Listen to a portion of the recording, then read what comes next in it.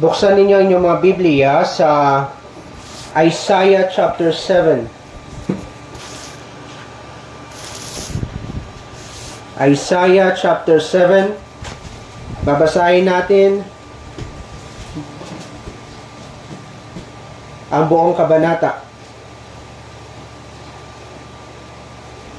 Pero pagtuunan ninyo ng pansin yung verse 14. Isaiah chapter 7 verses 1 through 25.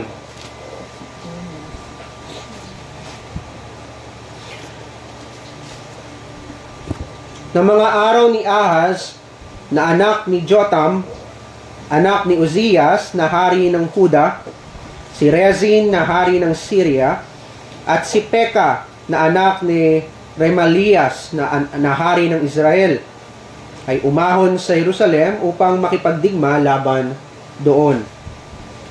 Ngunit hindi nila ito magapi. Nang sabihin sa sambayan ni David, ang Syria ay makipagkasundo sa Ephraim, ang puso niya at ang puso ng kanyang bayan ay nanginig, na gaya ng mga punong kahoy sa gubat na niyanig ng hangin. Yung tinutukoy dito na sambahayan ni David ay si Ahaz at ang kanyang sambahayan. Na magkagayoy, sinabi ng Panginoon kay Isias, lumabas ka at iyong salubungin si Ahaz, ikaw at si Seherazub na iyong anak, sa dulo ng padaluyan ng tipunan ng tubig sa itaas, sa lansangan ng parang ng bilaran ng tela. At sabihin mo sa kanya, ikaw ay makinig. Ang kausap dito ay si Ahaz. Tumahimik ka. Huwag kang matakot o manghina man ang iyong puso nang dahil sa dalawang buntot na apoy na ito na umuusok. Nang dahil sa mabangis na galit ng Rezin at Syria at ng anak ni Remalias. Dahil sa ang Syria, ang Ephraim, at ang mga anak ni Remalias ay nagbalak ng masama laban sa iyo, na nagsasabi, magsiahon tayo laban sa Huda at ating takutin at ating sakupin para sa ating sarili at ating ilagay na hari sa gitna niyo ng anak ni Tabeel. Ganito ang sabi ng Panginoong Diyos, hindi ito matatatag o mangyayari man. Sapagkat ang ulo ng Syria ay ang Damasco, at ang ulo ng Damasco ay ang Rezin. Sa loob ng 65 taon ay magkakawatak-watak ang Ephraim, ano pat hindi na ito magiging isang bayan. At ang ulo ng Ephraim ay ang Samaria, at ang ulo ng Samaria ay ang anak ni Remalias. Kung kayo hindi naniniwala, tunay na hindi kayo matatatag. At ang Panginoon ay muling nagsalita kay Ahaz na sinasabi, humingi ka ng tanda mula sa Panginoon mong Diyos. Gawin mo itong kasing lalim ng Seol o kasing taas ng langit. Ngunit sinabi ni Ahaz, hindi ako hihingi, ni susubukin ko man ang Panginoon. At kaya sinabi, dinggin ninyo ngayon o sambahayan ni David. Maliit na bagay ba sa inyo ang paguri ng mga tao? Na inyong papagurin din ang aking Diyos? Kaya't ang Panginoon mismo ang magbibigay sa inyo ng tanda. Narito, isang birhen na maglilihi at manganganak ng isang lalaki, at kanyang tatawagin ang kanyang pangalan na Emmanuel. Siya'y kakain ng keso at pulot, kapag siya'y natutong tumanggi sa kasamaan at pumili ng mabuti. Sapagkat bago malaman ng bata na tumanggi sa kasamaan at pumili ng mabuti, iiwan ang lupain ng dalawang haring iyong kinatatakutan. Ang Panginoon ay magpapasapit sa iyo, sa iyong bayan at sa sambayan ng iyong ninuno ng mga araw na hindi pa nangyari mula ng araw na humiwalay ang Ephraim sa Huda, ang hari ng Assyria. Sa araw na iyon, susutsutan ng Panginoon ang langaw na nasa kahuli-hulihang bahagi ng mga ilog ng Ehipto at ang pukyutan na nasa lupain ng Assyria. At sila'y darating at silang lahat ay magpapahinga sa matatarik na bangin, sa mga bitak ng malalaking bato, sa lahat ng mga tinikan at sa lahat ng mga asukal. Sa araw na iyon ay aahitan ng Panginoon ng pang-ahit na inupahan sa kabila ng ilog. Kasama ang hari ng Assyria, ang ulo at ang balahibo ng mga paa, gayon din ang balbas. Sa araw na iyon, ang isang tao ay mag-aalaga ng guyang baka at ng 2 tupa. At dahil sa saganang gatas na kanilang ibibigay, ay kakain siya ng keso, sapagkat ang bawat isa na naiwan sa gitna ng lupain ay kakain ng keso at pulot. Sa araw na iyon, ang bawat dakong kinaroroonan ng libong puno ng ubas na nagkakahalaga ng 1,000 siklong pilak ay magiging dawagan at tinikan. Paroroon doon ang mga tao na may mga pana at may busog, sapagkat ang buong lupain ay magiging mga dawag at mga tinikan. At ang tungkol sa lahat ng burol na inaasarol ng asarol ay hindi mo paroroonan dahil sa takot sa mga dawag at mga tinikan. Ngunit ang mga iyon ay magiging dako na doon ay pinakakawala ng mga baka at ang mga tupa ay naglalakad. Pagpalain nawa ang pagkabasa ng salita ng Panginoon at narito ang pagtuturo ng Heidelberg Catechism, Lord's Day 14. Question and answer 35. Ano ang ibig sabihin ng salitang ito? Siya'y ipinaglihi sa pamamagitan ng Espiritu Santo at ipinanganak ni Birhen Maria.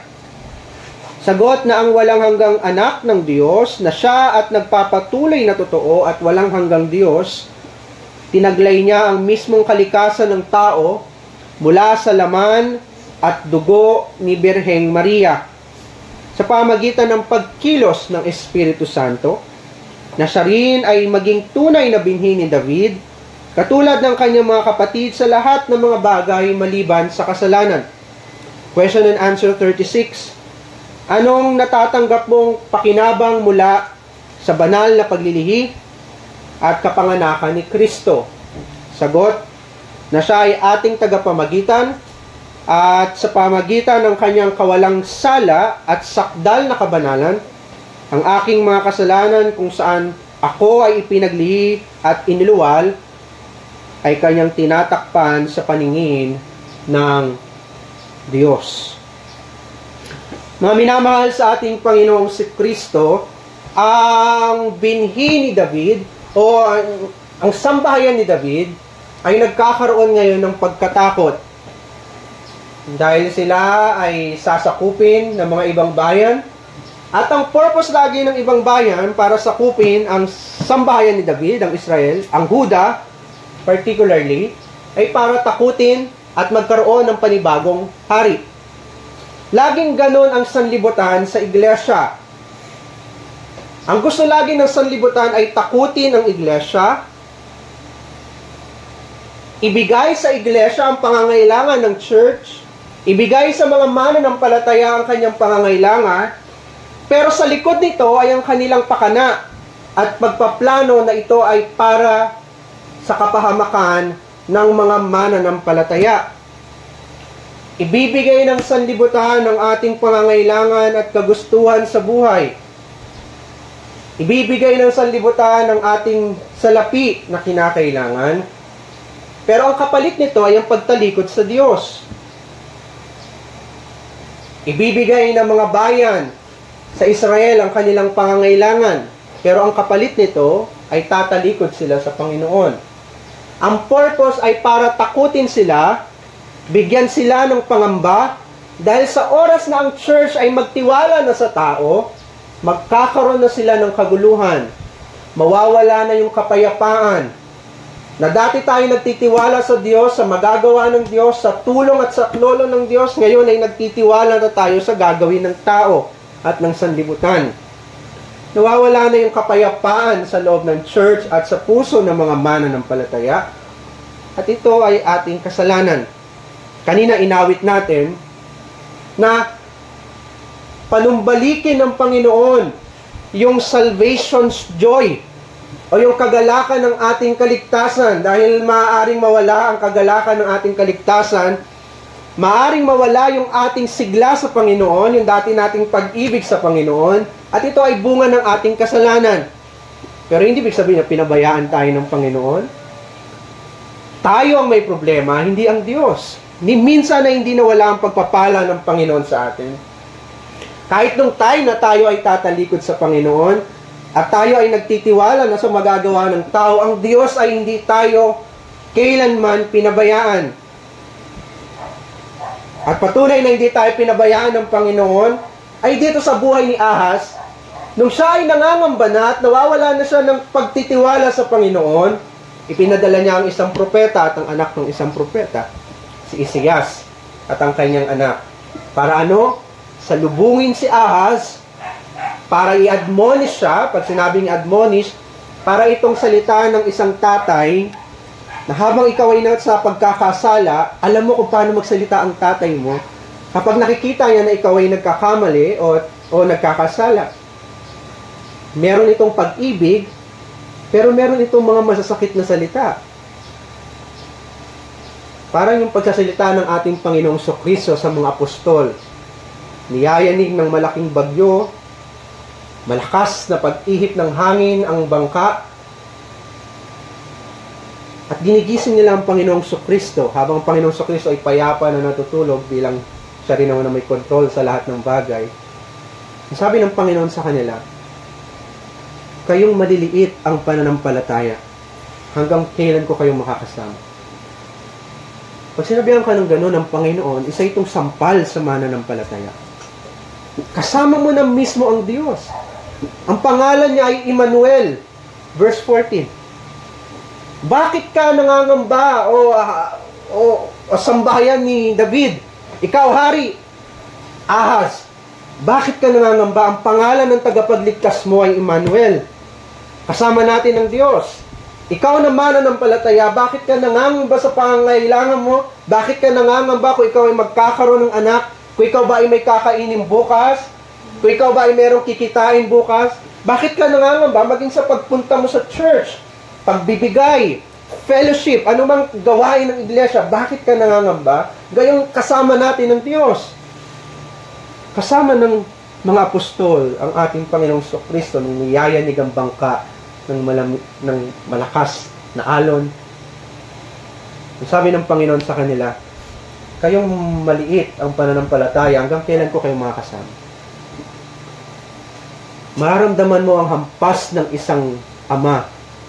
Kapag ang minamahal mong ama, na pinagtitiwalaan mo, na inaasahan mo na magbibigay sa iyo ng comfort, pinagsabihan ka ng masasakit na salita, pero alam mo, iniibig ka pa rin ng tatay mo.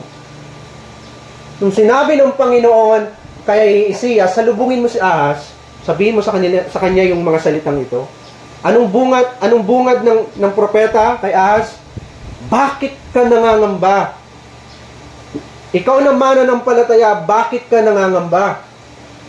Kulang pa ba yung pangangaral na naririnig mo sa tuwing araw ng linggo? Yun ang tanong ng Panginoon sa verse 13 eh. Ang sabi sa verse 13, at kaya sinabi, dinggin ninyo ngayon o sambahayan ni David. Ang kausap niya dito ay ang buong sambahayan o yung kanyang kaharian. Maliit na bagay ba sa inyo, sabi niya, na paguri ng mga tao? Ang tinutukoy niya dito ay ang mga propeta. Kayong mga mananampalataya, maliit na bagay ba sa inyo na linggo-linggo merong nangangaral na tao dito para paalalahanan kayo ng inyong pagtitiwala sa Panginoon, na lagi niyong kasama ang Diyos? Maliit na bagay ba sa inyo na monthly ay merong buwibisita sa inyo na pastor para paalalahanan kayo na hindi kayo iniiwan ng Panginoon? Paalalahanan kayo ng Ebanghelyo na minsang itinatag ng Panginoon sa mga banal? Sabi ng Panginoon, maliit na bagay ba sa inyo na pagurin pa ang tao? Maliit na bagay ba sa inyo ang ministeryo ng Ebanghelyo ng Panginoon? Nasukdulang sa araw-araw ay magtitiwala kayo sa mga magagawa ng tao?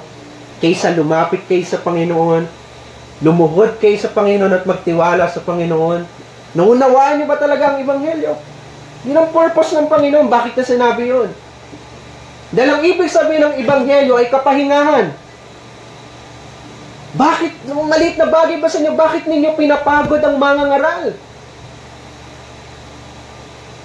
Na parang wala kayong naririnig. Maliit na bagay ba sa inyo? Sabi ng Panginoon sa kanyang bayan. At sabi niya, na inyong pangpapagurin rin ang aking Diyos. Pumapatungkol na ito na pagkatapos mong makita si Kristo sa pangangaral, pagkatapos mong makita at marinig na siya lamang ang kaligtasan at kapahingahan, ang gagawin mo ay tatalikuran mo ang katotohanan at magtitiwala ka pa rin sa magagawa ng tao. Bago sabihin ng Panginoon yung verse 13, ano sabi ng Panginoon sa verse 12?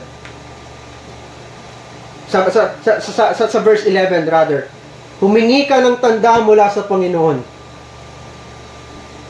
Panginoon mong Diyos, gawin mo itong kasing lalim ng Sheol at kasing taas ng langit. Ang ibig sabihin ng Panginoon, subukin mo ang Panginoong Diyos kung hindi ka niya tulungan.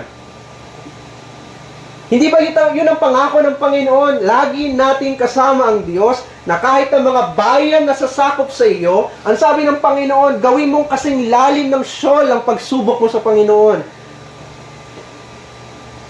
Hindi ba napatunayan ng Panginoon ang kanyang pag-ibig sukdulang habang tayo'y makasalanan? Isinugo ng Panginoon kanyang bugtong na anak para sa ating kaligtasan.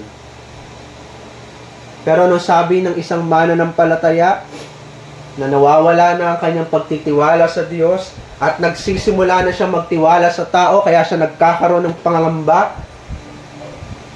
Tingnan niyo yung sabi sa verse 12. Ang sabi ni Ahaz, hindi ako hihingi, ni susubukin ko man ang Panginoon. Ang ibig sabihin ni Ahaz, Panginoon, mas lumalamang yung pangangamba ko sa araw na ito kaysa subukin ko ang mga pangako mo na narinig ko sa pangangaral. Anong sagot ng Panginoon? Maliit na bagay ba sa inyo na pagurin ang tao at papagurin nyo pa ang Diyos? Hindi pa ba sapat na binigyan ko kayo ng kapahingahan at ang ibibigay nyo pa na sukli sa akin ay kapaguran? Hindi pa ba sapat na narinig ninyo ang Ebanghelyo at ang gagawin ninyo ay magtitiwala pa kayo sa inyong sarili at papagurin ninyo hindi lamang ang tao, kundi ang Diyos? Anong ginawa ng Panginoon? Hindi niya pinabayaan ang kanyang bayan. Nagbigay siya ng pangako sa verse 14. Nagbigay siya ng propesiya sa verse 14. Ang sabi niya, narito ang isang birhen ang maglilihi at manganganak ng isang lalaki at kanyang tatawagin ang kanyang pangalan na Emmanuel. Gusto ninyong pagurin ng tao? Gusto ninyong pagurin ng Diyos? Narito ang pangalan niya ay Emmanuel. Sapagkat magkakaroon ng tunay na kapahingahan ng tao at magkakaroon ng tunay na kapahingahan ng Diyos sapagkat si Emmanuel ang Panginoon ng Sabat. Kung gusto ninyong pagurin ng tao, kung gusto ninyong pagurin ng Diyos, at kayo ay magtitiwala sa sarili ninyo, narito si Kristo, ang patunay ng aking pag-ibig, ipapanganak ng isang birhen, at magiging tunay na kapahingahan ng bayan ng Israel, ng kanyang church, ng kanyang bayan. Yun ang punto ng Heidelberg Catechism, Lord's Day 14. Anong ibig sabihin na siya ipinaglihi sa pamamagitan ng Espiritu Santo at ipinanganak ni Birhen Maria? Sa sapagkat ang pangalan niya ay Emmanuel. Kinakailangan na siya ay maipanganak ng tao at maipaglihi ng Diyos sa pamagitan ng Espiritu Santo, sapagkat ang pangalan niya ay Emmanuel. Siya ay magmumula sa kanyang mga kapatid, sapagkat siya ay tunay na binhi ni David, sabi ng Heidelberg Catechism, na siya ay magiging katulad ng lahat ng kanyang mga kapatid sa lahat ng bagay, pwera na lamang ang kasalanan. Ngunit ano sabi ng Heidelberg Catechism?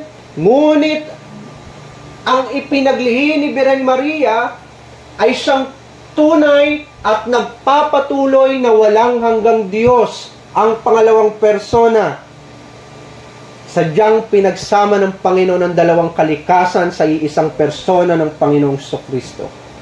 Isang misteryo na sa atin ng Trinity, kung paano ang Diyos ay hindi lamang isa kundi tatlo. Hindi siya tatlong Diyos, kundi iisang Diyos, ngunit tatlong persona, at hindi natin ito lubos na maunawaan. Sa isang katotohanan pa lamang na ito ng Trinity, ay buong walang hanggan nating pupurihin ng Diyos sa buong kalangitan kapag nakasama na natin ang Panginoong Jesucristo. Sa isang katotohanan pa lamang na ito ng Trinity. Idagdag mo pa ang katotohanan at hiwaga ng pagiging iisang persona ng pangalawang persona, ang Panginoong Jesucristo, ngunit may dalawang kalikasan, ang pagiging Diyos at ang pagiging tao. At sinundan pa ito ng isa pang hiwaga, kung paano ang isang birhen ay nagkaroon ng anak. Walang asawa, hindi kinakailangan ng pagtatalik, hindi kinakailangan ng semilya ng lalaki, kundi siya ay ipinaglihi sa pamagitan ng Espiritu Santo. Napakaraming hiwaga. Kaya sabi ng Panginoon kay Ahaz, bakit pinapagod niyo ang tao? Bakit pinapagod ninyo ang Diyos? Sa madaling sabi, bakit hindi kayo nagtitiwala sa akin? Ibinigay ko na sa inyo ang lahat ng hiwaga at lahat ng himala para sumampalataya kayo sa akin. Hindi pa ba sapat na hinati ko ang dagat pula? Hindi pa ba sapat na giniba ko ang mga muog ng Jericho? Hindi pa ba sapat ang ginawa ko sa Tori na Babel? Sa Sodom at Gomora? Kay David at kay Goliath? Ang haligi ng apoy, ang haligi ng ulap, ang aking presensya at kaluwalhatian sa tabernakulo. Hindi pa ba sapat yun? Ang kaba ng tipan kung saan naroon ang tungkod ni Aaron, na hindi namamatay yung sibol, yung dahon na patunay na si Aaron ay lingkod ng Panginoon at kasaysayan ng Israel, na talagang ang presensya ng Panginoon ay naroon sa Israel. Hindi pa ba sapat yung mana na sa kaba ng tipan na hindi nabubulok? Ang dalawang tapyas ng bato. Kung hindi sapat iyon, narito ang isang birhen, manganganak, at ito na ang hiwaga sa lahat ng hiwaga na ginawa ng Panginoon. Ang Diyos ay magkakaroon ng laman.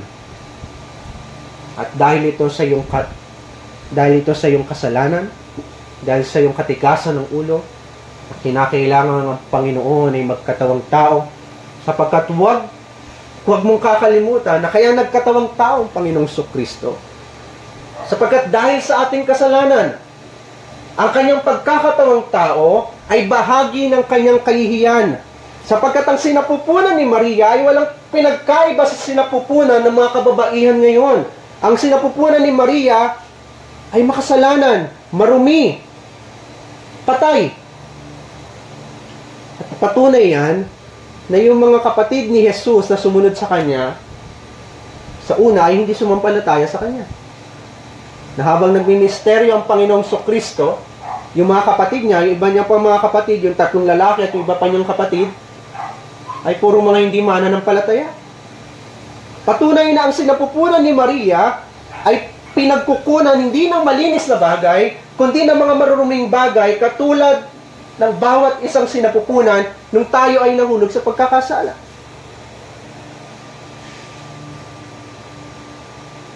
kahihiyan ang sinapit ng Panginoong Kristo sa sinapupunan pa lang ni Maria. Nung siya ay lumalaki, kinakailangan niya magpasakop sa kanyang mga magulang na puro makasalanan. Kinakailangan niyang makita ang kasalanan ng kanyang mga kapatid. Ang pakikiapid ng kanyang mga kapatid, pangangalunya ng kanyang mga kapatid, pagnanakaw, pagsagot sa magulang, kinakailangan ma-witness yun ng Panginoong Kristo at kasama yun sa kanyang pagdurusa. Dahil bakit? Kasama yun sa kanyang kahihiyan. Bakit siya inilagay ng Panginoon sa kahihiyan? Bakit siya kinakailangan magkaroon ng laman katulad natin, bagamat wala siyang kasalanan? Dahil sa kasalanan ng bawat isang hinirang. Ang sabi ng Panginoon sa kanya, ikaw ay may sala. Natagpuan ng Panginoong Kristo na may sala, kaya kinakailangan na siya ay maipanganak sa laman. Isinumpa ng Diyos si Kristo dahil sa iyong kasalanan, dahil sa aking kasalanan, kinakailangan niya magkatawang tao. Naunawaan ba ito ng sanlibutan? Naunawaan ba ng sanlibutan bakit may Pasko? Naunawaan ba ng sanlibutan bakit nagkatawang tao ang Diyos? Naunawaan ba nila na ang Diyos na nagkatawang tao ay sinumpa ng Diyos dahil sa kasalanan natin, bagamat si Kristo ay walang kasalanan? Ngunit dahil kanyang ibinalikat ang bigat ng ating kasalanan, at dahil kanyang inako ang parusa na dapat sa atin, sinumpa siya ng Diyos. Dahil ang Diyos ay makatarungan, nagkasala tayo sa Panginoon, kinakailangan merong mamatay, at kailangan mabigyan ng kasiyahan ng kanyang katarungan. Ngunit ang lahat ng ito, mga minamahal, ay inako ng Panginoon. Bakit ipinaglihi siya ng isang birhen at nagkaroon siya ng laman at kapanganakan? Dahil sa kasalanan mo at kasalanan ko. Kinakailangan siyang mailagay sa kahihiyan dahil makatarungan ng Diyos. At noong ang Panginoong Kristo ay nagtagumpay na sa lahat ng hinihingi ng Diyos, sa katuwiran na hinihingi ng Diyos, perpekto niyang nagawa ang lahat ng hinihingi ng kautusan. Sapagkat sabi sa Galatians 4, ipinaglihi ang lalaki, ipinaglihi ang ating Panginoong Kristo, at siya ay napasailalim ng kautusan. Ang bigat ng kautusan ay nasa kanya. Ang sinasabi ng kautusan, gawin mo ito, mamamatay ka. At dahil na kay Kristo ang bigat ng ating kasalanan at lahat ng ating pagsalangsang, nung nakita siya ng kautusan, ang sabi ng kautusan, wala akong magagawa kundi hatulan ka rin. Mamamatay ka. Hindi ka katanggap-tanggap sa langit, hindi ka rin katanggap-tanggap sa lupa. Ang sabi ng kautusan kay Kristo, kinakailangan mo mapunta sa impyerno.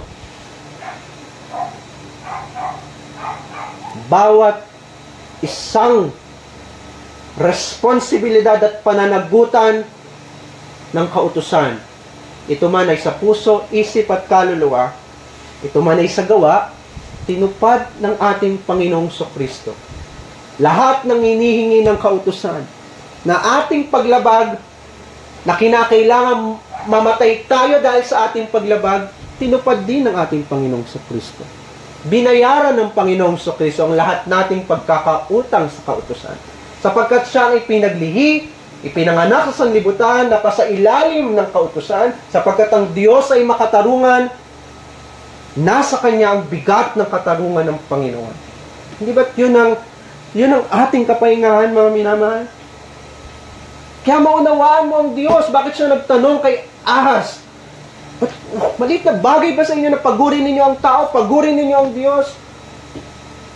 Maliit na bagay ba sa iyo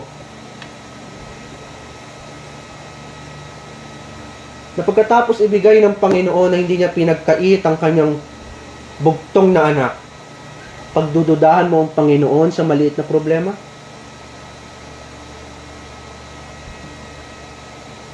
Pagdududahan mo ang Panginoon sa maliit na karamdaman?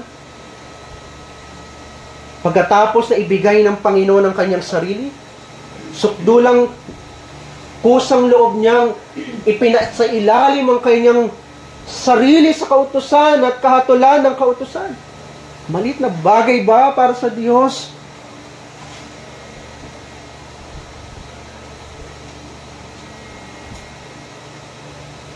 Ang salitang iyon ng Panginoon, mga minamahal, ay maririnig ninyo sa tuwing nakikita ninyo at naririnig ang pangangaral ng kapanganakan ng Panginoong Kristo. Bunga ng ating kasalanan ang kapanganakan ng Panginoon. Sapagkat naparito ang Panginoong Kristo, sabi sa Mateo 1:21, ang pangalan niya ay Jesus. Bakit? Sapagkat ililigtas niya ang kanyang bayan mula sa kasalanan.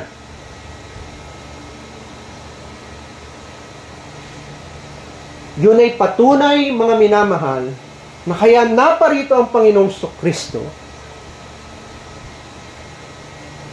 ay para magdusa, mamatay, kutsain, hatulan ng Diyos dahil sa ating mga kasalanan. Bakit? Dahil pinapagod natin ang tao, pinapagod din natin ang Diyos. Hindi tayo nagtitiwala sa Diyos. Kaya ginawa ng Panginoon ang hiwaga sa lahat ng hiwaga na ang isang birhen ay maglihi at ipanganak ang isang lalaki.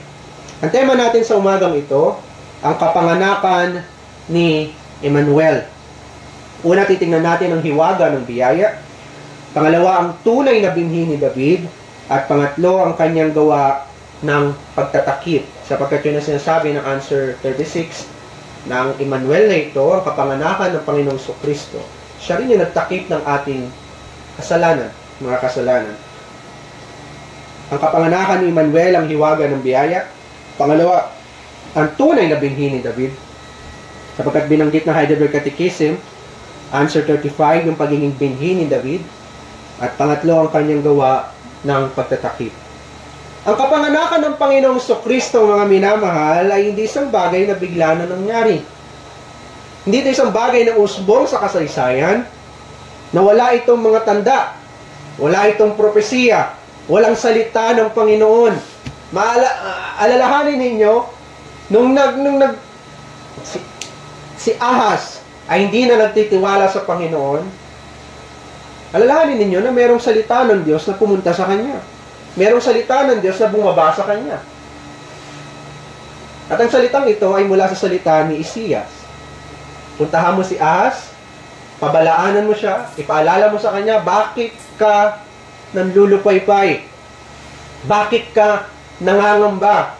Dahil sa dalawang buntot na ito, dahil sa dalawang bayan na ito, na gusto nilang sakupin ka, gusto nilang palitan ka bilang hari, na walang ibang pakay kundi sirain ang kaharian ng Panginoon.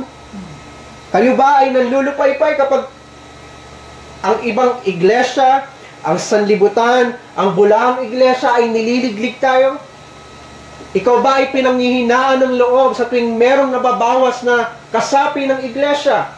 Ikaw ba ay pinanghihinaan ng loob kapag walang ipinagkakaloob sa atin ng mga kalalakihan? Ikaw ba ay pinanghihinaan ng loob? Kapag samot-sari ang mga problema, pighati, na dumarating sa church,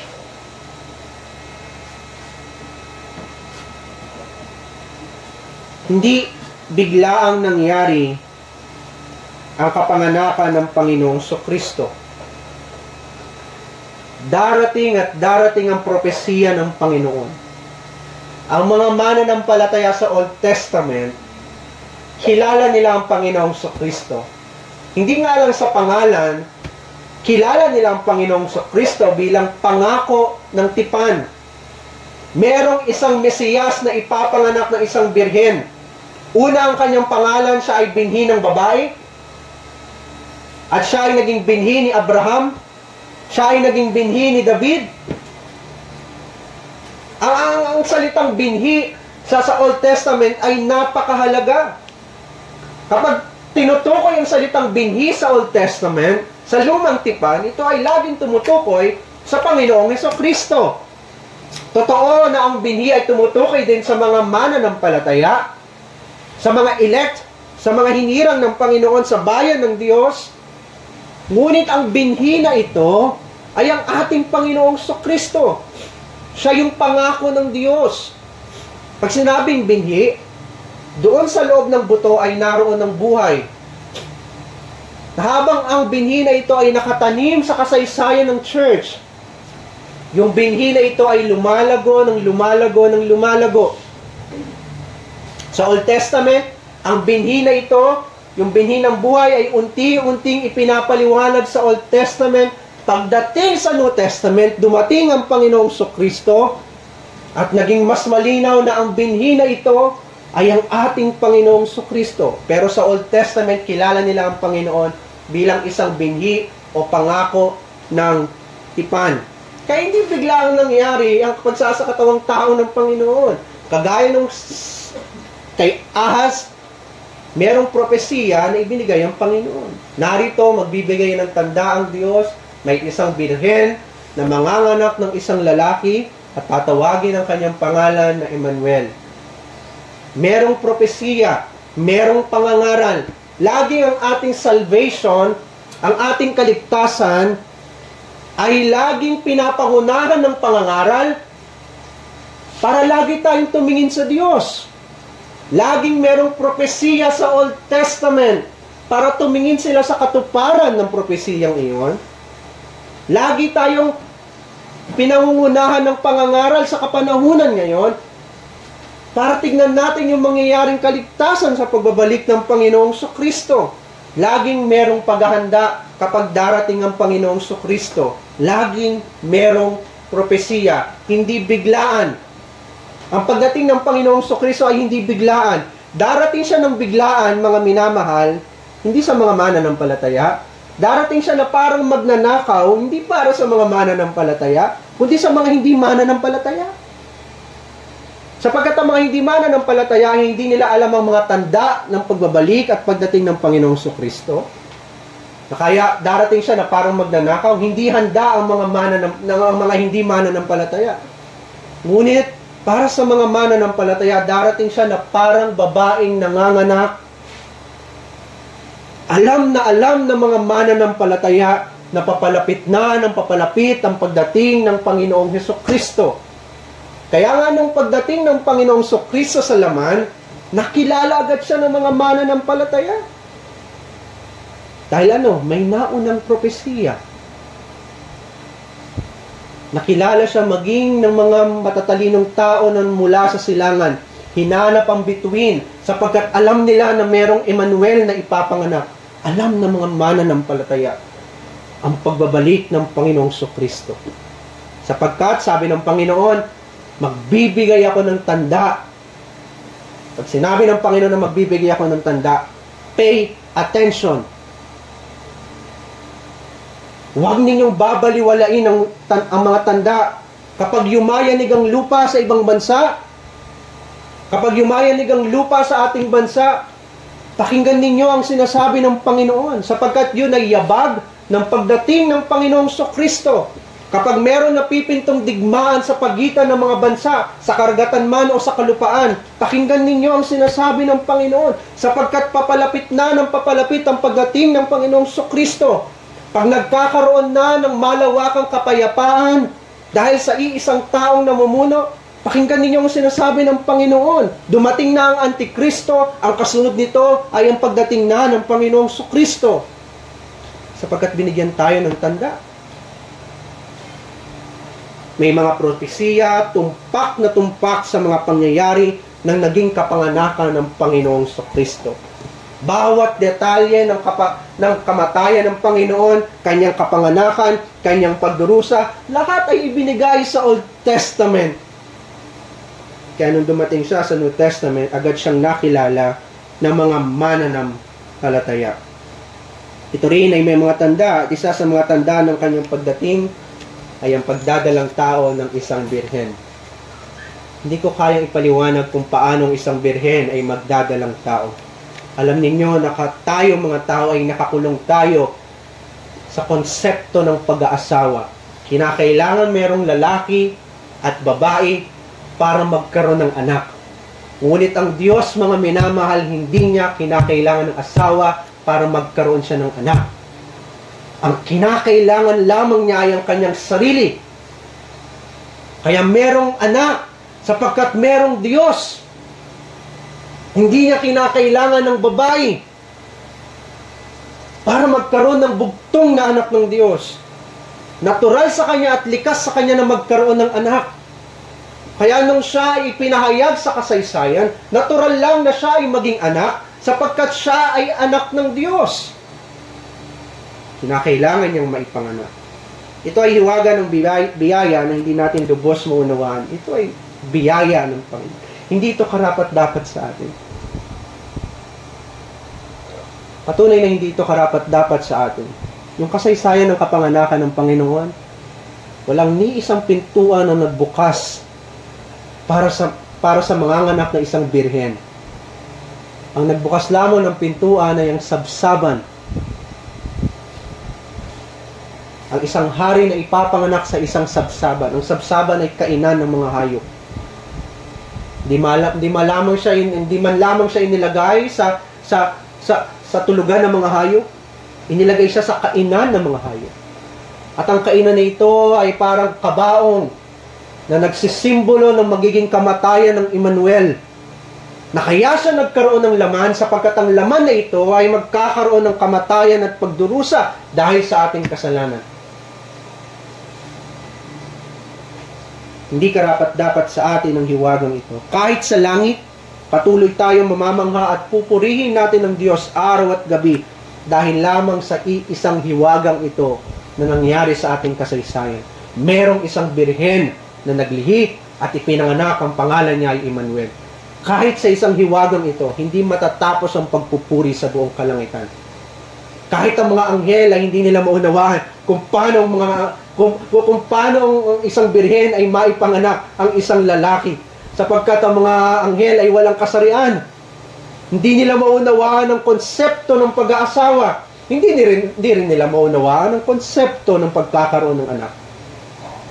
Tayo, alam natin ang pagkakaroon ng anak, alam natin ang pagkakaroon ng asawa, ngunit hindi rin natin maunawaan kung paano ang isang birhen ay nagkaroon ng anak.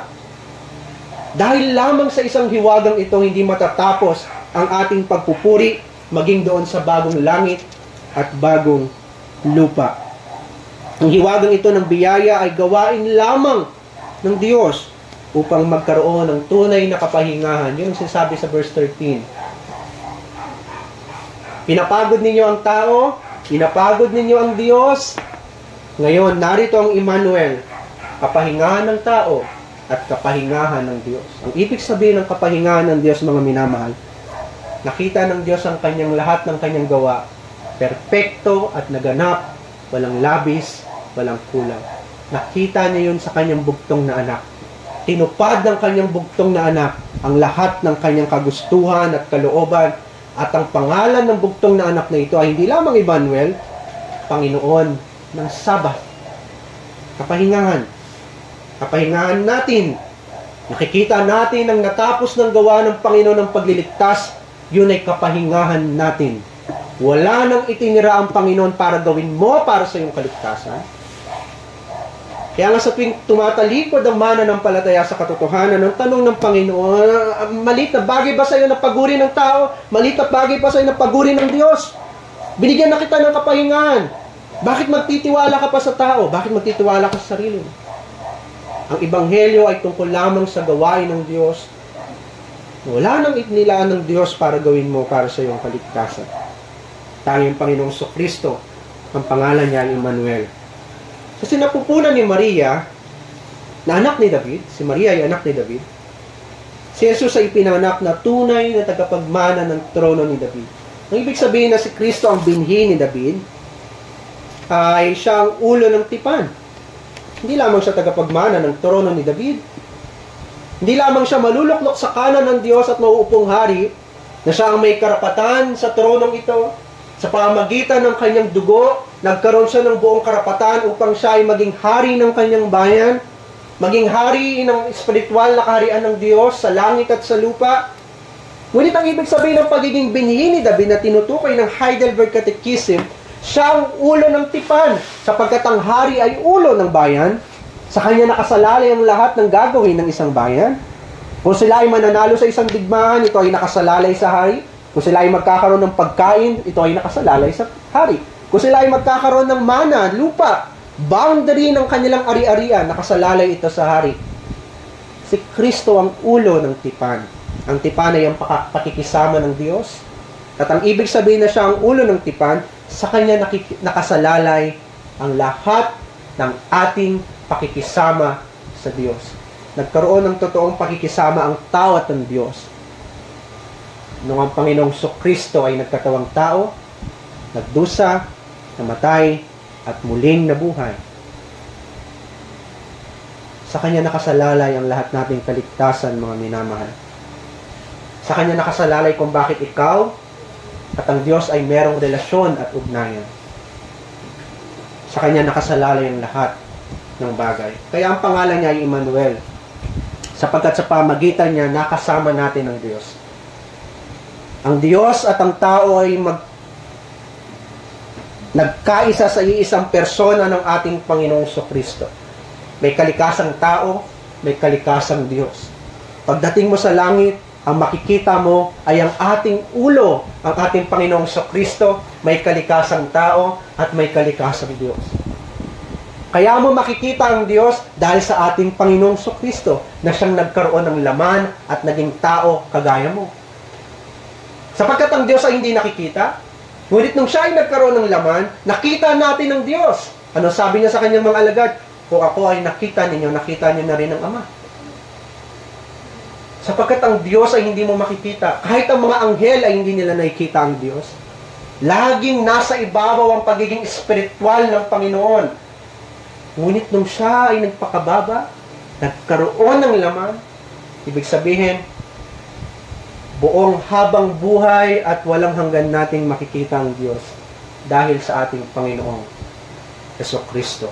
Siya ang Emmanuel. Sa Kanya itinatag ang kaharian ng Diyos bilang siyang tagapagmana ni David, kung saan siya ang maupong hari na nagtagumpay laban sa kasalanan, laban sa sanlibutan, at laban sa dyablo at sa sarili nating laman. Nakita ninyo? Kaya siya tinawag na binhi ni David. Dahil siya ang mananagumpay na hari. Alang-alang sa atin. Siya ang sumunod ng kautusan ng Panginoon. Siya ang nagdusa at namatay alang-alang sa iyo. Ang kanyang kamatayan ay kamatayan mo. Ang kanyang pagdurusa ay pagdurusa mo. Ang kanyang katuwiran ay katuwiran mo. Sapagkat siya ang ulo at tagapamagitan ng tipan alang-alang sa iyo. Sa pamagitan ng kanyang kapanganakan, mga minamahal, makatitiyak tayo na siya ay kasama natin mula sa sinapupunan hanggang sa libingan. Hindi nagkataon na nagkatawang tao ang Diyos.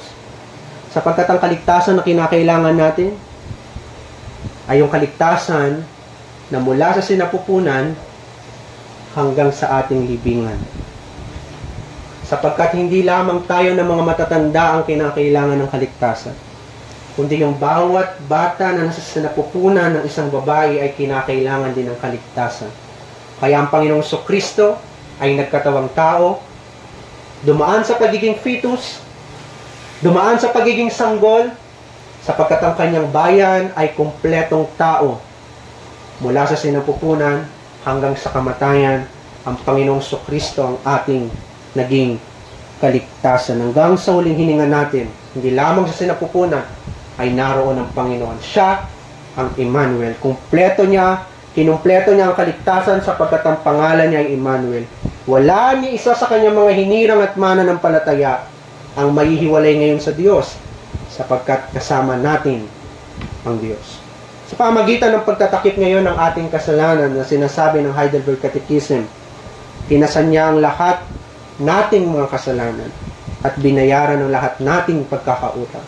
Tinakpan niya ang ating kasalanan at siya ang ating naging katuwiran. Bagamat ikaw na makasalanan, ngunit laging nasa iyo ang katuwiran ng Panginoon Kristo. Para ano? Para maging posible ang pakikisama mo sa Diyos. Ang nakikita ngayon ng Diyos ay hindi na ikaw bilang makasalanan, kundi si Kristo na idinamit na sa iyo. Ang ating pagkakakilanlan ay nasa ating Panginoong Kristo. Tinakpan niya ang ating karumihan, tinakpan niya ito ng kanyang katuwiran, Kaya tayo ngayon ay may tunay na pakikisama sa Diyos dahil sa Kanya. Mga minamahal, tunay nga nakasama natin ng Diyos sapagkat si Emmanuel ay pinanganak bilang isang tanda ng tipan at pakikisama ng Diyos sa atin. Pinanganak siya ng isang birhen bilang pagpapatunay ng ating kaligtasan at tipan sa Diyos ay nakasalalay lamang sa Diyos at hindi sa kamay ng tao. Amen. Ama naming Diyos, salamat po sa Ebanghelyong ito ng pagsasakatawang tao ng Panginoong Kristo. Na habang sinasambit namin na siyang ipinaglihi sa pamagitan ng Espiritu Santo at ipinanganak ni Birhen Maria, ipaalala mo sa amin kung gaano kalalim ang iyong inabot. Sukdulang abutin mo kami sa Sheol at sa impyerno. Ikaw ay nagkaroon ng laman. Pinasan mo ang aming mga kasalanan. Pinasan mo ang lahat naming pagkakautang laban sa Diyos. At ikaw ay naging aming katuwiran upang maging posible ang Diyos at ang tao ay magkaroon ng pakikisama at tipan sa bawat isa. Salamat, Panginoon, sa Ebanghelyong ito. Pagpalain mo kami ng mga salitang ito sa tayong pangalan ni Jesus. Amen. Magkaloob tayo sa Panginoon para sa ating General Fund at para sa ating pangailangan sa Laguna. General Fund at Laguna.